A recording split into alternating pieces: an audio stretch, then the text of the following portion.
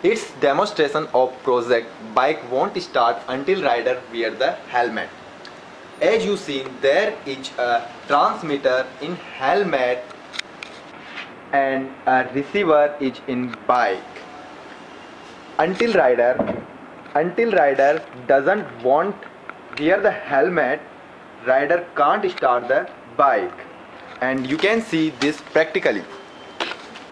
Rider doesn't wearing the helmet and is trying to start the bike, but he is unable to start the bike. As rider wear the helmet, a switch of transmitter is pressed and transmitted signal is received in bike, and in receiver a relay switch is present. When receiver gets signal, relay switch is trapped and circuit is get closed, and now rider can start the bike. As rider wears the helmet, and you can see this practically. The bike rider is start the bike and is going on this way.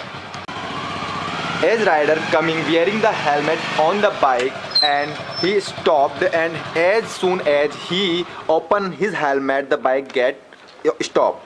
And you can see this practically. This is the project of bike won't start until rider wear the helmet.